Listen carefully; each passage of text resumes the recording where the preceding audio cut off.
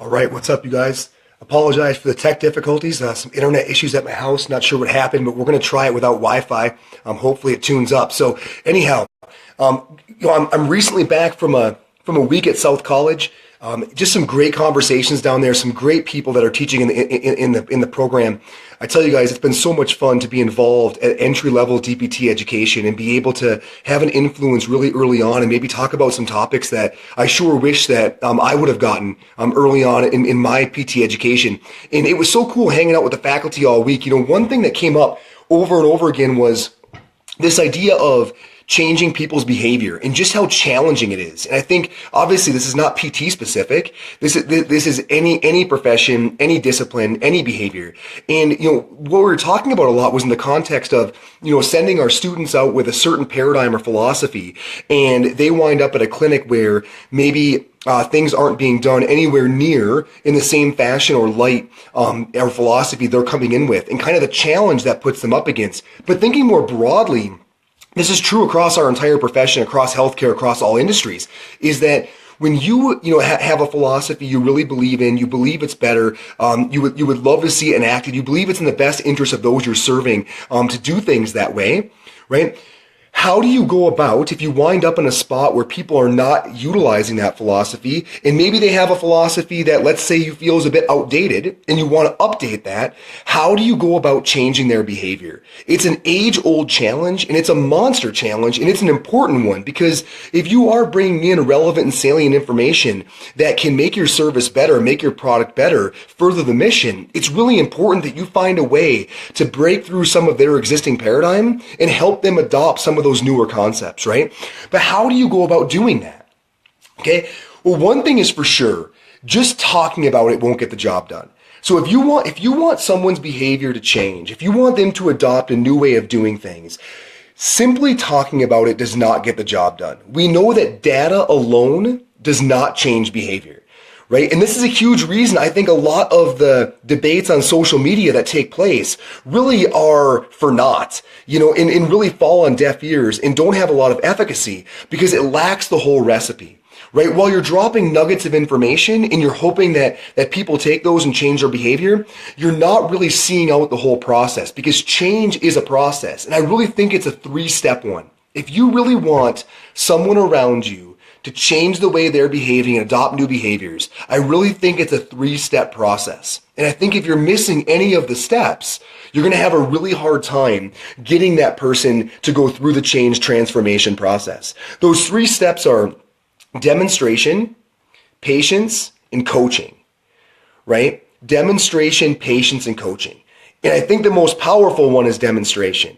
Okay, so again, we're talking about if you are doing things a certain way and you believe it's in the best interest for others to at least in part adopt that fashion, right? The best thing that you can do is demonstrate that the way you're doing it is better, right? Not talk about it, not slam people with education, right? Not do 25 in-services, right? Now, don't get me wrong, some education is important, but the bigger variable is demonstrating the efficacy.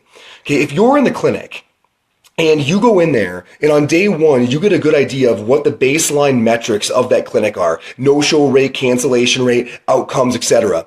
If you get a good idea of where they are the day you come in, and over that first year, you can demonstrate very clearly that the way you're going about patient management results in lower no-show cancellation rate, right? Lower failed appointments, right? Higher patient adherence, right? Better outcomes over time. If you can consistently demonstrate that in front of others, right? It is going to catch on. It is going to catch eyes. It is going to bring up questions.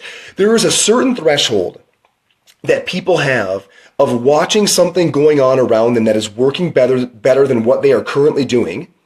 There's a certain threshold people have that can be overcome in all cases. Now, everybody's threshold is different, right? Everybody has a certain reluctance, right, to change. The more their reluctance, the bigger their threshold. But everybody has a threshold, right? And if the way you are doing things is consistently being demonstrated to be better than the way they are doing things, if you let enough months and possibly even years go by, there's going to be that moment where that person says, "Hey, how are you doing that? How come that's working so well?"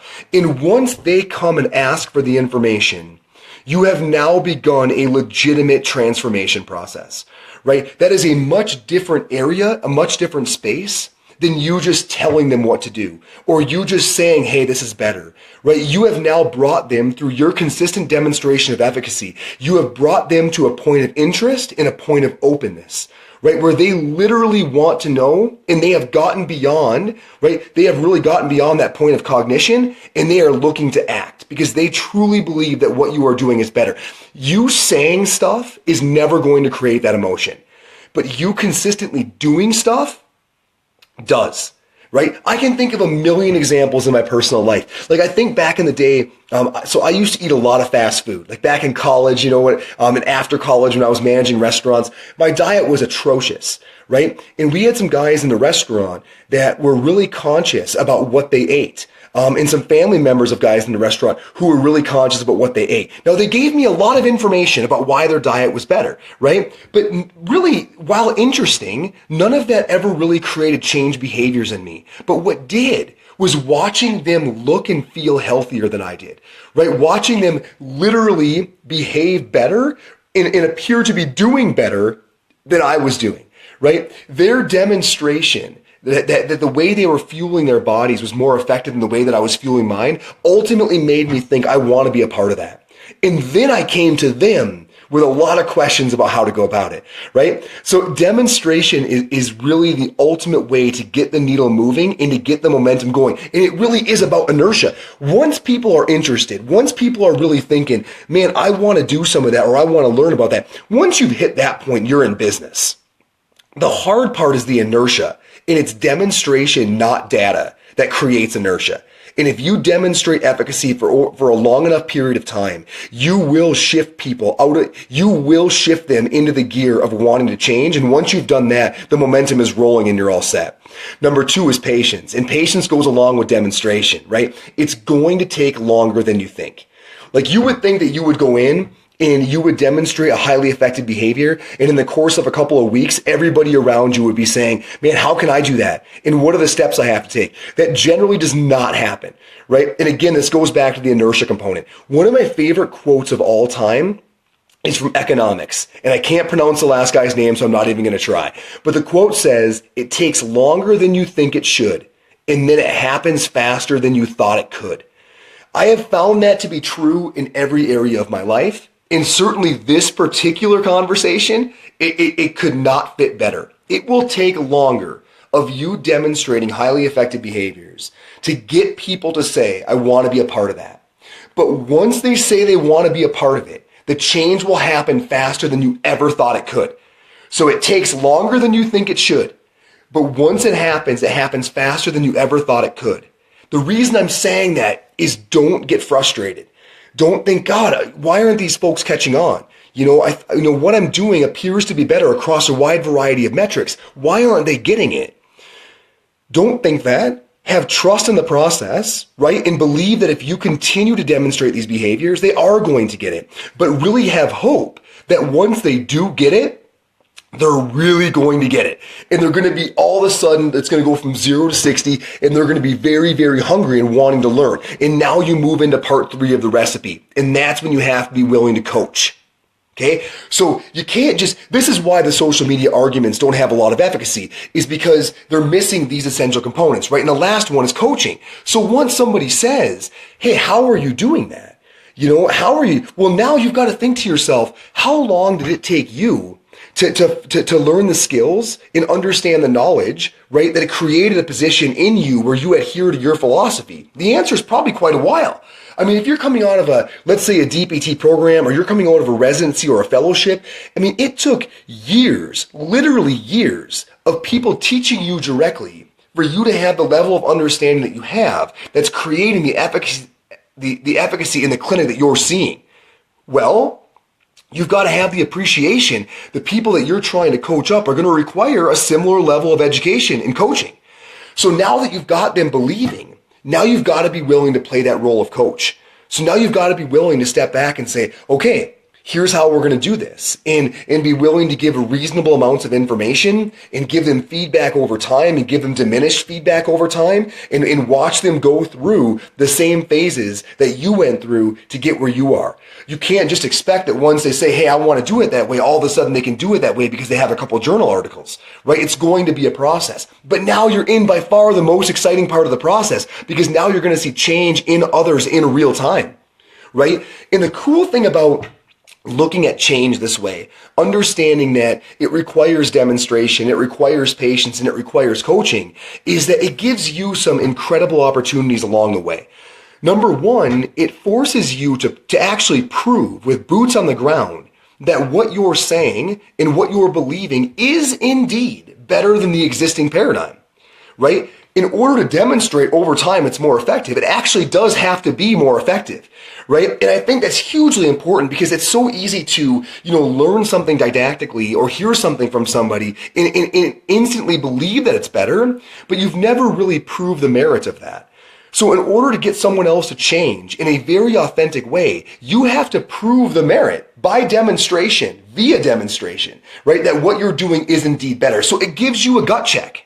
It gives you a gut check and forces you to truly be more effective than the existing paradigm, right? Number two, it challenges your spirit, because that patience part is brutal, right? Especially when you're actually demonstrating that something is legitimately better and no one's catching on early on, right? That is a real challenging time and can be very frustrating. So via the process, it makes you stronger. And the third part is coaching.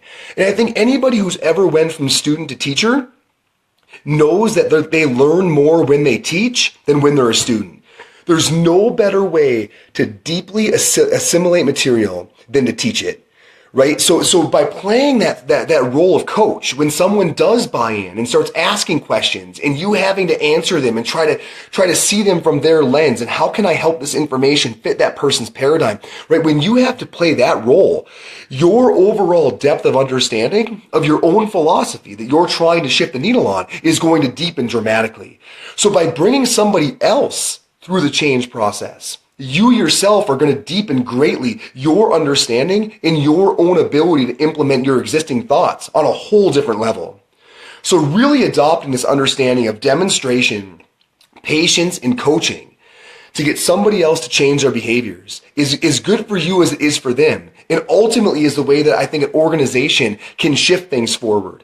Right? And so I hope that hits home for some of you. I know it can be frustrating when you believe you have a better way of doing things and other people aren't adopting that. But I think that if you don't accept that the change process has to tap into all three of these levels, if you believe it's only data, right? If you believe it's only demonstration, but you don't have the coaching, if you're willing to coach, but you've never demonstrated, if you don't do these things in this manner, you're going to have a really hard time getting people to make authentic change. And authentic change is what we're looking for. So I hope that hits home. I know we had a great time talking about it this week, and I know that when you do make authentic change in someone else and believe that folks you're serving are better off for it, it's a really exciting time. It's an exciting time as a server. It's an exciting time as a coach and a teacher. Awesome, guys. Have a great Thursday. Thanks for being here. Really enjoy your holidays if I don't see you before that. I am heading to Maryland tomorrow. So I've got an ICE course out in Maryland teaching cervical spine at Recharge. So I am on a plane tomorrow morning. So one more course for the end of the year. We'll wrap it up and get ready for a monster 2018. Cheers, everybody.